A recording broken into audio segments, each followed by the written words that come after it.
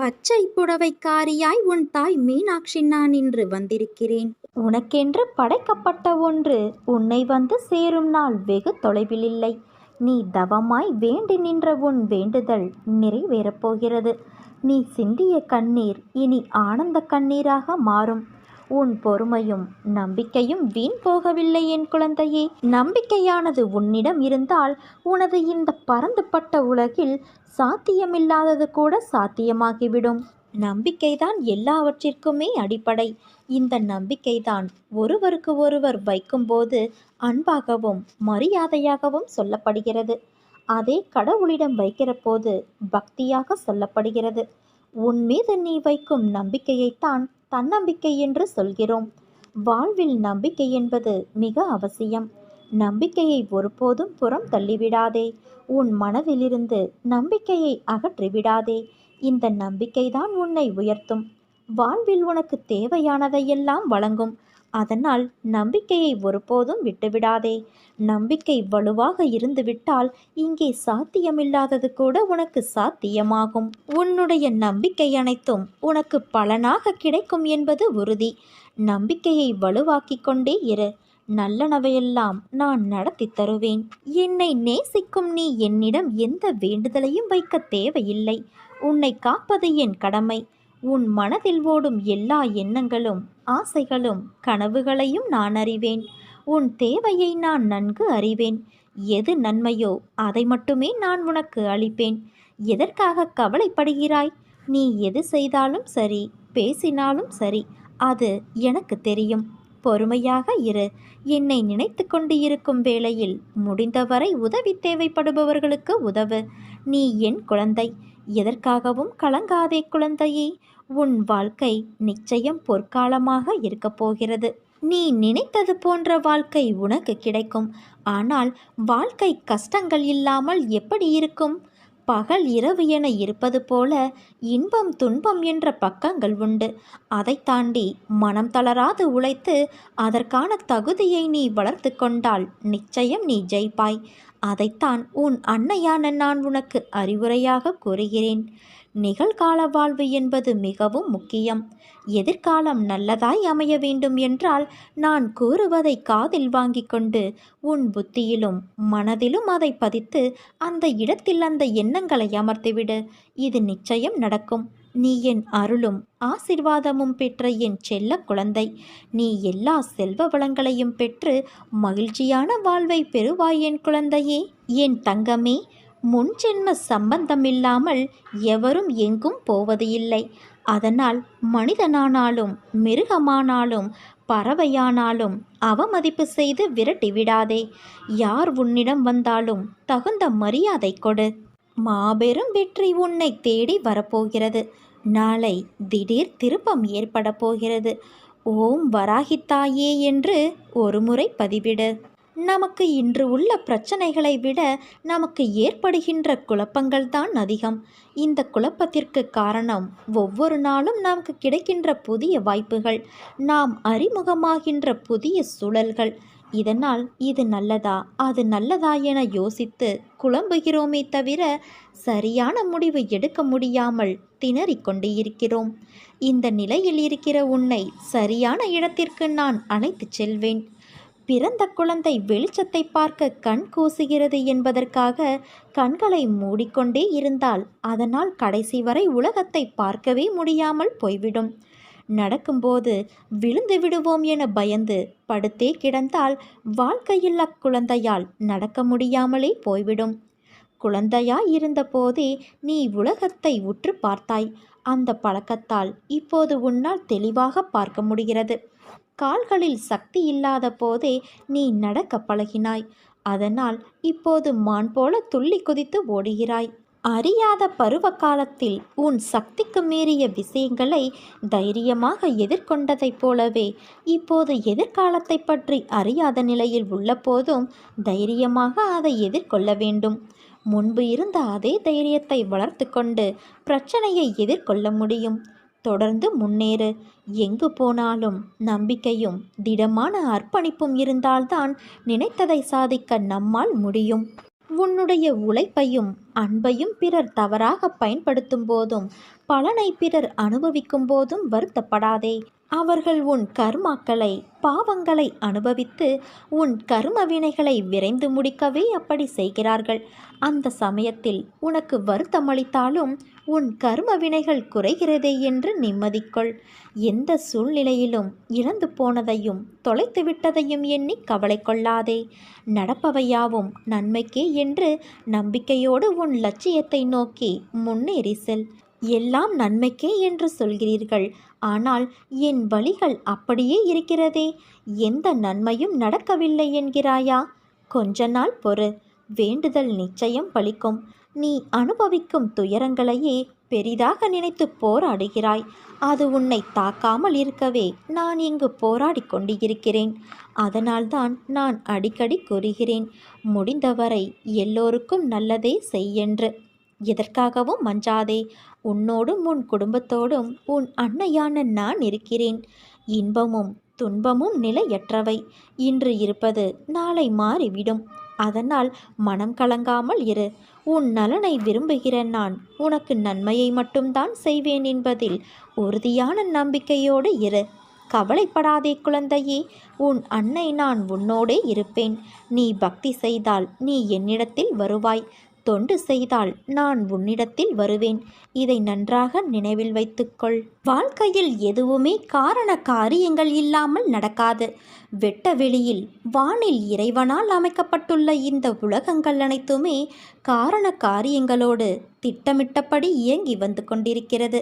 இந்த உலகத்திலுள்ள ஒவ்வொருவரும் தனித்தனியாக இதுவரை எடுத்த ஒவ்வொரு பிறவியிலும் வாழ்க்கையில் தினம் செய்த இப்போது செய்து வரும் ஒவ்வொரு வினைக்கும் சமமான எதிர்வினை ஒன்று இந்த பிரபஞ்சத்தில் பதிவாகி அதுவே உரிய காலங்களில் அவர்களுக்கு திரும்ப நடக்கிறது. இதையே தாத்தா பாட்டி அம்மா அப்பாவே அதே உருவ அமைப்போடு திரும்ப பிள்ளைகளாக பிறந்திருக்கிறார்கள் என்ற அடிப்படையில் அவர்கள் பெயரை எல்லோருக்கும் நீங்கள் வைத்து வருகிறீர்கள். மேலோட்டமாக பார்த்தால் இன்னார் செய்த செயல்களால் தான் இன்னாரெல்லாம் அனுபவிக்கிறார்கள் என்று தோன்றும். ஆனால் ஒரு நெருப்பு உன்னை சுட்டுவிட்டால் நீ நெருப்பின் மீது பழி சுமத்துவது இல்லை. உன் கவனக்குறைவோ அல்லது பிறர் வேலை உன் கெட்ட நேரம் என்று நினைக்கிறாய். நன்கு யோசித்து பார்த்தால் நன்றும் தீதும் பிறர் செய்து வாரா என்பதும் நமக்கு நன்மை துன்பம் செய்பவர்கள் வெறும் கருவிகள்தான் என்பதும் நாம் முந்தைய பிறவியில் செய்ததே நமக்கு திரும்ப அந்த கருவிகளின் வடிவில் வருகிறது என்றும் உனக்கே புலப்படும். உன் துன்பத்தை நீயே பெருமளவு உனக்கு நல்ல காலம் வரும் வரையில் குறைத்து கொள்வாய். எல்லாவற்றிற்கும் பின்னால் ஒரு காரணம் நிச்சயம் இருக்கிறது. இறைவனே குரு வடிவில் வருவதால் அவரை நீ சரணடையும் போது இறைவனால் படைக்கப்பட்ட நீங்களே பிறர் குற்றங்களை மன்னிக்கும் போது உங்களின் பெரும்பாலான குற்றங்கள் உங்களுக்கும் மன்னிக்கப்படும். எதிர்காலத்திலும் நீங்கள் குற்றம் ஏதும் செய்யாமல் நல்லவைகளையே செய்யும்படி இறைவனால் பார்த்து கொள்ளப்படும்.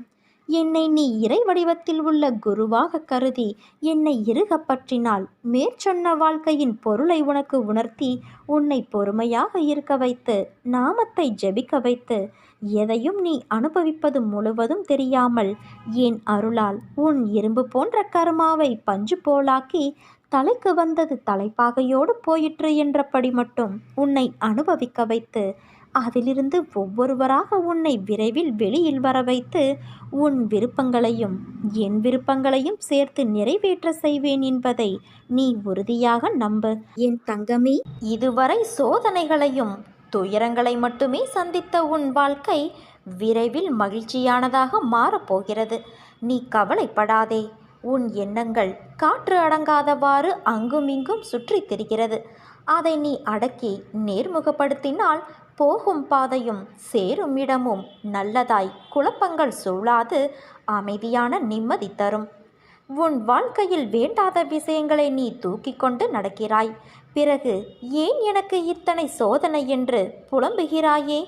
உன் எண்ணங்கள் யோசனைகள் அணுகுமுறைகளை மாற்று.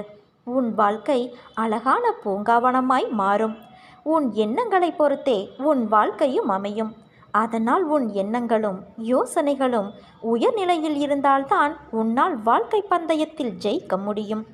உன்னை ஜெயிக்க வைப்பது என் கடமை. நான் உனக்கு உறுதியளிக்கிறேன். உன்னோடு எல்லா நேரத்திலும் நான் பக்கபலமாக இருப்பேன் என் தங்கமே. இப்போதுள்ள எல்லா கஷ்டங்களும் உன்னிடமிருந்து விடை பெறுகிறது. உன் துக்க நாட்கள் முடிந்து விட்டது. கவலையும் நோயுமாக கழித்த நாட்களின் எண்ணிக்கை இனி இல்லை என் தங்கமே. என்னுடைய பக்தர்களை தேடி தேடி என் கண்கள் சுற்றி கொண்டே இருக்கிறது. அவர்களின் இறுக்கமான நிலைகளிலிருந்து விடுதலை செய்து நான் காப்பாற்றுகிறேன். ஆனால் உன்னிடம் ஒரு குறை இருக்கிறது. அது கடந்த காலத்தில் நீ செய்த உதவிகளை அவர்கள் மறந்துவிட்டதாக மனம் வெதும்பி பேசுவதும் நினைப்பதும் தான் அந்த குறை. அந்த காலத்தில் இந்த உதவியை செய்ய வேண்டிய கட்டாயத்திலும் அவசியத்திலும் நீ இருந்தாய். இதை நினைத்து இப்போது புலம்புவதால் உனது புண்ணிய பலன்கள் அழிந்து போகின்றன. உன்னை சேர்ந்தவர்கள் உன்னை புறக்கணிக்கும் போது செத்து போகலாமா என்று கூட நினைக்கின்றாய். செத்து போவது உன் கைகளிலா உள்ளது? நீ எதுவரை இந்த பூமியில் இருக்க வேண்டும் என்று தீர்மானம் செய்வது உன் அன்னை நான் தானே. எனது விருப்பத்திற்கு மாறாக இத்தகைய எண்ணங்கள் உனது மனதிற்குள் நுழையும் போது சாவதற்கு பதில் அதற்கு நிகரான கஷ்டங்களை நீ அனுபவிக்க வேண்டியிருக்கிறது. செய் நன்றி கெட்டவர்கள் என்று அவர்களை பற்றி நினைக்கும் போதெல்லாம் செய்த பலன்களை இழந்து விடுவதால் அவர்கள் இருக்க வேண்டிய நிலையில் நீ இருந்து தவிக்க வேண்டியிருக்கிறது. நன்றி மறப்பதும் கேவலமாக நடத்துவதும் காலம் கடந்த பிறகு உதவி செய்தவர்களின் கழுத்தை பிடிப்பதும் கலிகாலத்தின் இயல்பான செயல் என்பதை உணர்ந்து கொண்டு அதையெல்லாம் இனி நினைக்காமல் விட்டுவிடு. அவர்கள் உனக்கு எதிராக எடுத்து வைக்கும் ஒவ்வொரு அடியும் அவர்களது புண்ணியத்தை குறைத்து உனது புண்ணியத்தை அதிகரிக்கும். நான் உனக்காக இருக்கும்போது, உன்னையே நினைத்து கொண்டு இருக்கும்போது நீ ஏன் கவலைப்பட வேண்டும்? எனது நாமத்தை உச்சரித்தபடி நீ இருப்பாயானால் உனது கூப்பிட்ட குரலுக்கு உடனடியாக நான் வந்து பதில் தருவேன். உன் மனதில் ஓடும் அனைத்து எண்ணங்களும் ஆசைகளும் கனவுகளையும் நான் அறிவேன். எதிர்காலத்தின் வாழ்க்கை எப்படி இருக்க வேண்டும் என்ற கனவுகளை அழகாக உன் மனதில் கோட்டை கட்டி வைத்திருக்கின்றாய். அந்த மாளிகையில் உள்ள அனைத்து உறவுகளும் எப்படி இருக்க வேண்டும் என்ற உன் எதிர்பார்ப்புகளும் அவர்கள் இன்னும் உனக்கு சொந்தமாகவில்லை. ஆனால் அவர்களை எப்படி பார்த்து கொள்ள வேண்டும் என்ற அக்கறையும் அன்பும் உன் கனவுகளில் பிரதிபலிப்பதை நான் உணர்கின்றேன். உன் வாழ்க்கை நிச்சயம் அழகான எதிர்காலத்தோடு பொற்காலமாகத்தான் இருக்கப் போகிறது. நீ எதற்கும் பயப்பட தேவையில்லை. நீ நினைத்தது போன்ற வாழ்க்கை உனக்கு கிடைக்கப் போகிறது என் தங்கமே. ஆனால் வாழ்க்கை கஷ்டங்கள் இல்லாமல் எப்படி இருக்கும்? பகல் இரவு என இருப்பது போல இன்பம் துன்பம் என்ற பக்கங்கள் உண்டு. இந்த யதார்த்தமான உலகியல் நியாயங்களை நீ ஏன் உணர மறுக்கிறாய்? ஒன்றை பெற சில போராட்டங்களையும் கஷ்டங்களையும் நீ தாண்டித்தான் வர வேண்டும். உன் வாழ்க்கையில் நிம்மதியான சந்தோஷமான சூழ்நிலைகள் அமைய சில மேடுகள் இருக்கத்தான் செய்யும். அதை தாண்டி மனம் தளராது உழைத்து அதற்கான தகுதியை நீ வளர்த்து கொண்டால் நிச்சயம் வெற்றி பெற்று ஜெயிப்பாய். காகிதத்தின் பக்கங்கள் காற்றில் பறந்தால் பிடித்து விடலாம். மறுபடியும் தொடர தண்ணீரில் விழுந்தால் அதை உலர வைத்து பயன்படுத்தி விடலாம். இதுவே நெருப்பில் விழுந்தால் என்ன ஆகும்? அதைத்தான் உனக்கு நான் அறிவுரையாக கூறுகிறேன். நிகழ்கால வாழ்வு என்பது மிகவும் முக்கியம். எதிர்காலம் நல்லதாய் அமைய வேண்டுமென்றால் நான் கூறுவதை காதில் வாங்கி கொண்டு உன் புத்தியிலும் மனதிலும் அதை பதித்து அந்த இடத்தில் அமர்த்திவிடு. அதன் பிறகு உன் நிகழ்காலத்தை நீ உணர்ந்து வாழ்வாய்.